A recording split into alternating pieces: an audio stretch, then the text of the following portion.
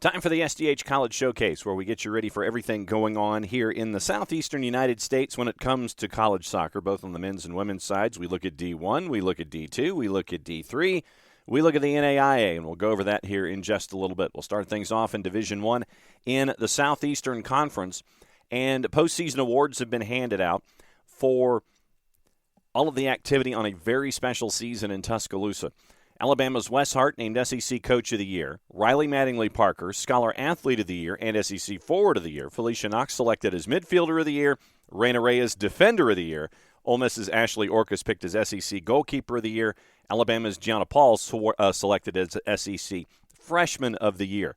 So when you look at first team All-SEC, it is 3 representatives from Alabama. You get a handful from Tennessee. You get 2 from there.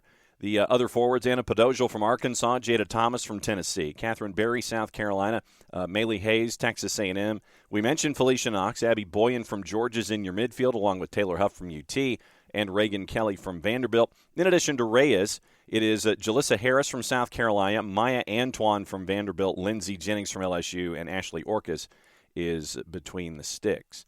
When you look at all of the awards, it is leaning toward Alabama, and when you have a perfect season in conference, not hard to see why. You finish things up at 10-0, 17-1-1 overall. Perfect conference record, 17-match unbeaten string for the number 3 team in the country. SEC Network caught up with head coach Wes Hart after their 1-0 win in the Iron Bowl game over Auburn, and here was what Wes Hart had to say about their season, and we'll say the season to date. Once again, courtesy of our friends at the SEC Network. The Iron Bowl of soccer resides in Tuscaloosa for the 3rd straight season. Alabama over Auburn 1-0 on an 87th minute goal by Riley Tanner, completing the perfect SEC season. We're joined by head coach Wes Hart. Wes, this was a grinding rivalry match. I mean, exactly kind of what we expected. Your depth winning out. I know you were without some key pieces. What does it say about your team to be able to get this one? Oh, man, can't say enough about our team. And, we've shown all year long, if it's not Riley Mattingly hurting someone, it's Gianna Paul. If it's not Gianna Paul, it's Riley Tanner or Felicia Knox or, whoever else. Raina Reyes coming through with big goals for us. So it shows a lot about our depth and our character and just super excited about the result tonight. Yeah, Wes, the depth, I think, no question, is what makes great postseason teams, but specifically the consistency of your back line, their willingness to not only get involved in the attack, but to put literally everything out on the line to keep balls out of the back of the net, make it difficult for the other team to get quality shots on goal. Talk to me about how pleased you are with this back line. Yeah, incredible back line, and they don't get enough credit because our offense has been so darn dominating this year, and so the defense has kind of been forgotten about. But we are damn tough defensively, and you look at Sasha Pickard and Brooke Steer as center backs, just animals, just blocking shots and winning tackles and chasing people down, and then you got Raina Reyes and Jessica Skorka as wide backs. The amount of ground they cover, not only their 1v1 defending, but their ability to help us in the attack, and just an incredible back line, and a big reason why we're successful.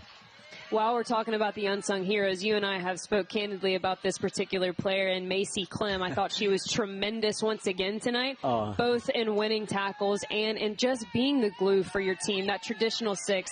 Talk to me about Macy Clem. Yeah, Macy's a stud, and the amount of balls that she wins, the head balls, the tackles in the open field, and then she's got incredibly soft feet, and we can play balls into her, and she's really kind of that player that allows us to for our wing backs to break out, and she switches the point of attack so well. But Macy is again, like the defenders, probably not going to get enough credit just because of how good our attack is, but she is vital to this team.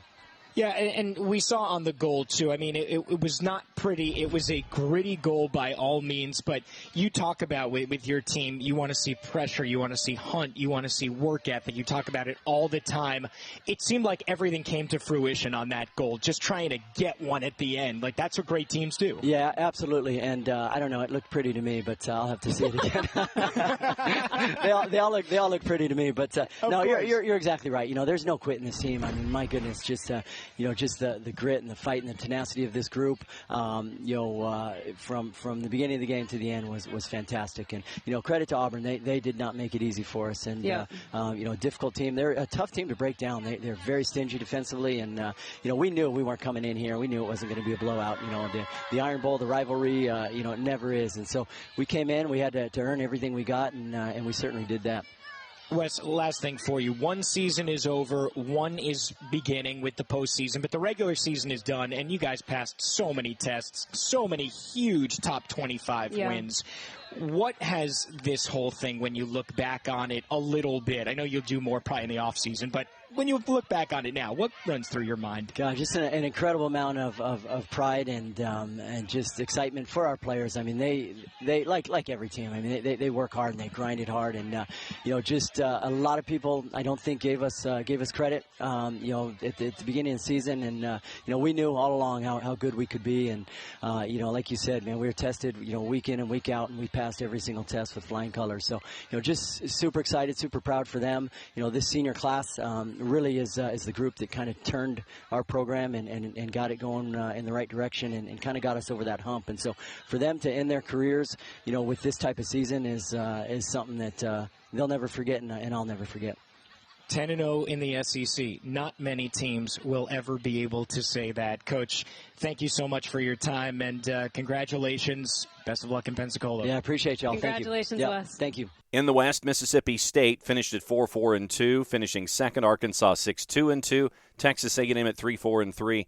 LSU at 4-2-4. Ole Miss at 3-6-1, and Auburn 2-6-2. In the East, interesting story there. So we'll work from the bottom up. Kentucky and Florida went winless in the conference at 0-9-1 and 0-8-2 respectively.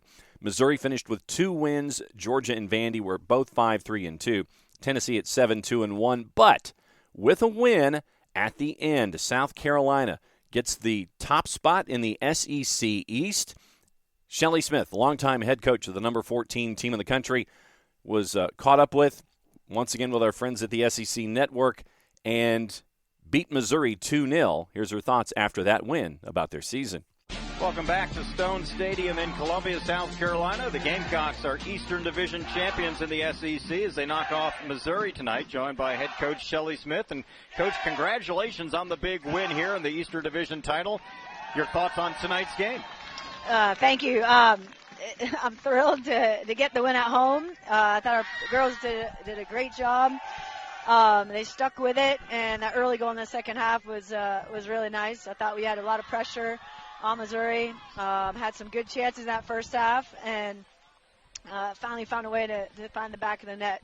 And Peyton did exactly what we had talked about at halftime, getting across someone. Great ball across on the assist. And then Claire's goal was unbelievable. She's done that a few times this year. It's been huge for us. And then our defense, it shut them down quite well, gave us chances to keep up the attack. So overall, very proud of the team. And Coach, congrats, first of all. Thank you. What does it mean coming off an SEC season with 5 one-goal games to scoring now 8 goals in your last 2 games? That's much nicer. I'll take that. I know I'm really proud of the girls and what they've been doing, and it's an accumulation of things they've been working on, and I'm glad they're getting rewarded. And we just need to keep that up. It's not always going to go your way, and I think they've done a good job to put teams under pressure and find ways to win. We got to continue that next week in the SEC tournament. And Coach, last thing for you, going into this game, depending on your result and other results, you could have been anywhere between 2nd and 7th seed in the SEC tournament. Did you talk about that much with your team, or was it just normal game prep going into this game? No, we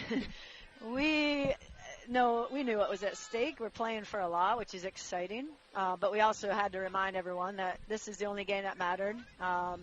We had to take care of business, and happy to hear that we won the East. It's so thrilling, but we had to do our job tonight to even give us that chance. So that's what we focused on, and really, again, proud of the effort to do what they needed to do to find the win. Another very cool moment that happened as the regular season was wrapping up. Texas A&M gave Guerrera 500th win and a 4-1 win over Florida, so congratulations to them in College Station.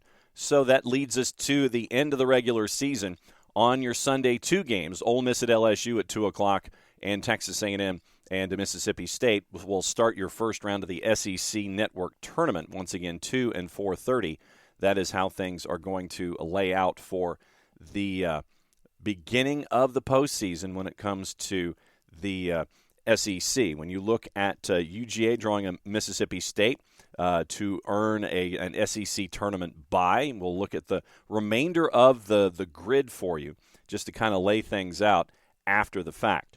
Action picks up on Tuesday, all on SEC Network at 3:30 Eastern Time. Georgia goes up against number 21 Tennessee. Vanderbilt goes up against number 9 Arkansas. That gets us into our Tuesday action. Then we wait for the winners of those before everything else lays itself out for the remainder of the tournament when it comes to the SEC. So that's your look at how things are on the women's side in the SEC. And the ACC championship bracket was announced for the ACC tournament. Campus sites all the way through until the championship. And once again, higher seeds will be the ones that will host as we work our way through. First activity will start on Wednesday as we look through how things are going to go. On the left-hand side of your bracket, the 8 and the 9, it is Notre Dame at Clemson. 5-12 is Virginia Tech at Louisville. The top 4 teams get your first-round byes. So 8 versus 9 goes up against number 1 Duke. 5-12 goes up against number 4 Wake Forest. And once again, those are campus sites on the 6th of November. Right-hand side of your bracket, the 6-11 game, NC State at Pitt. The winner of that one travels to Charlottesville to take on third-seeded Virginia.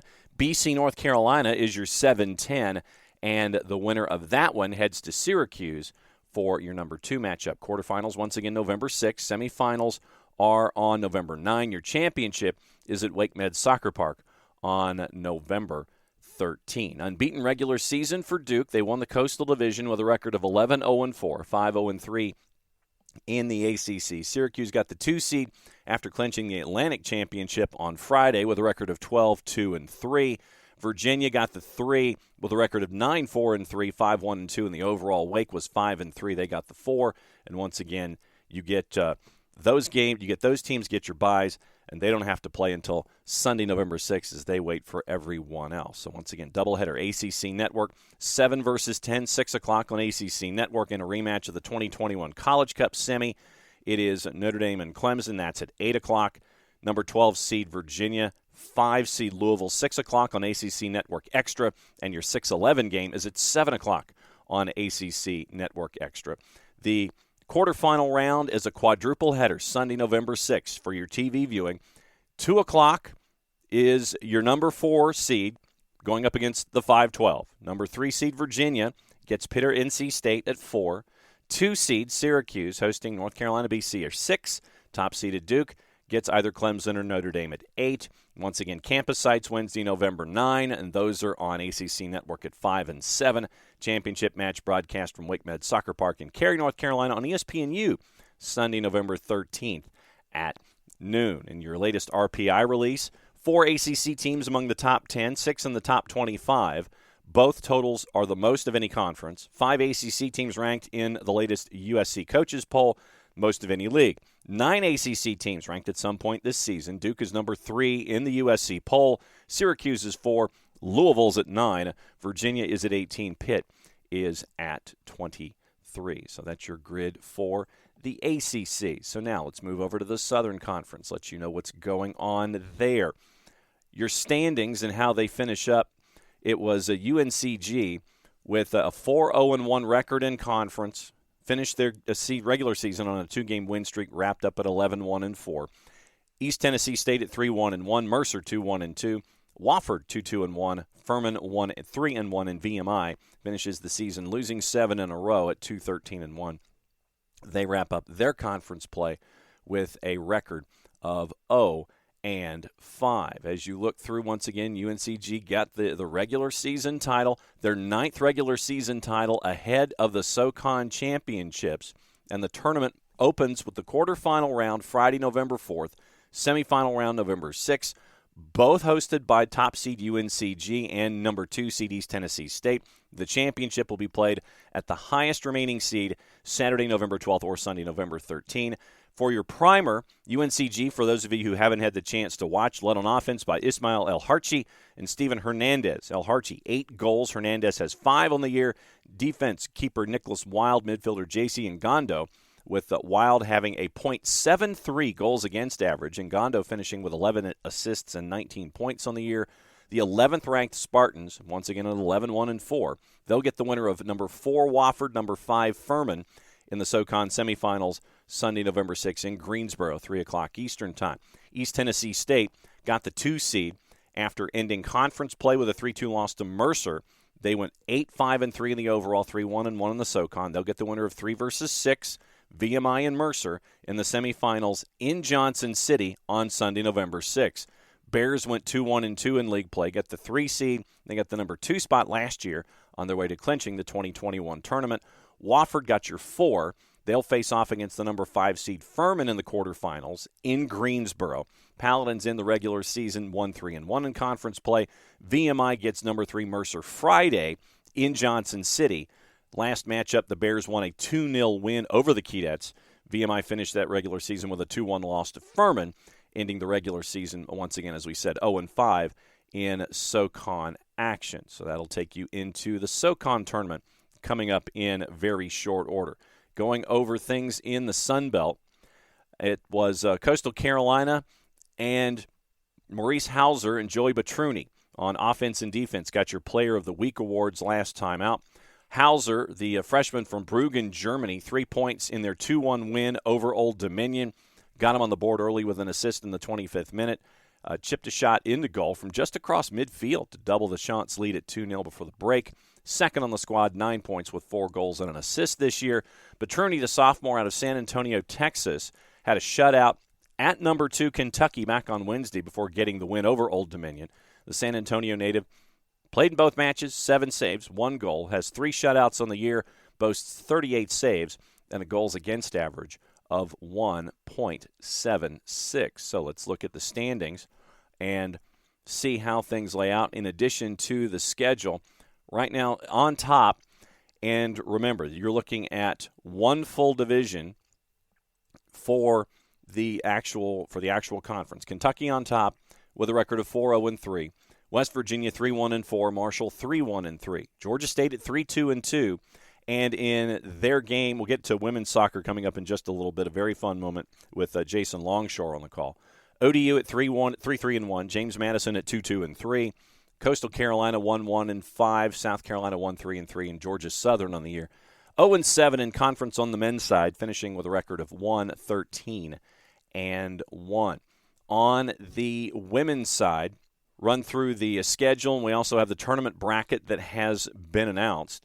The way things finished up in the East, Georgia Southern, a record of 7-1-2, winning 6 in a row heading into the conference tournament. James Madison with a record of 6-1-3, ODU at 5-4-1, App State at 5-5, Georgia State at 3-5-2, Marshall with a record of 2-5-3, Coastal Carolina at 2-6-2. Now that moment we were talking about in the Eastern Division, it was State and Southern in downtown Atlanta this past week.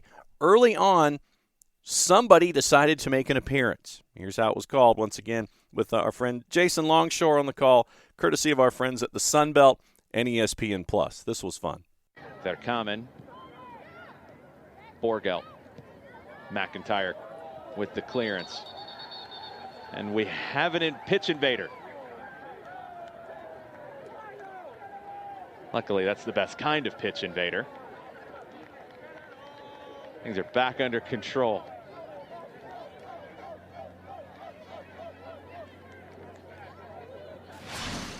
Get another look at that one. Man, right to Lauren O'Hearn. She was able to get things under control quickly. Best kind of pitch invader, no doubt about it. Very, very cool stuff, with Southern getting the win by the score of 1-0. Western Division, Arkansas State with a record of 7-2-1. South Alabama, 6 wins at 6-1-3. Texas State at 6-3-1. Southern Miss at 2-5-3. Louisiana 2-6-2. Same with Louisiana Monroe, and Troy wrapped up the season with a regular season with a record of 1-6-3. So let's get into the schedule and lay out the full schedule and the bracket as things are going forward. Men's soccer on your Tuesday. Georgia State and Old Dominion. That one is in Norfolk. That one's on ESPN+. Kentucky and South Carolina also at 6 in Columbia. Georgia Southern at Coastal Carolina in Conway. That one's on ESPN+. James Madison and Marshall. 6:15 start in Huntington, West Virginia. Also, women's soccer, your quarterfinals. James Madison will be awaiting your opening round matchup winner. That one, on all of these, are in Foley, Alabama.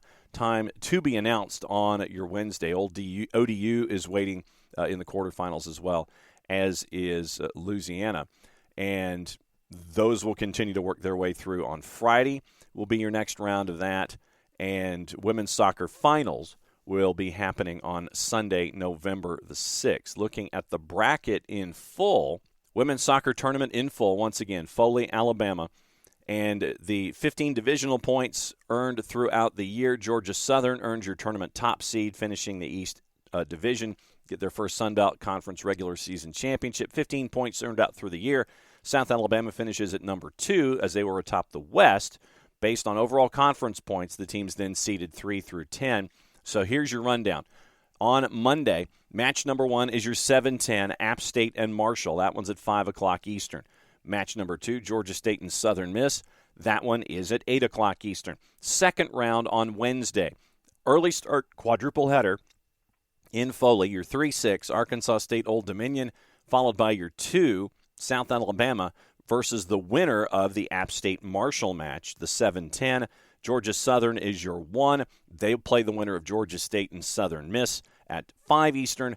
And then at 7:30 Eastern, James Madison and Texas State in your 4-5. Semifinals are at 5 and 8 o'clock Eastern on your Friday. Your championship, Sunday, November the 6th, 2 o'clock Eastern time with the winners of the 2 semifinals. Now, into men's soccer, getting into the schedule there. We mentioned the action on Tuesday, and we'll pick things up there next week. So that's your rundown of everything in the Sun Belt Conference.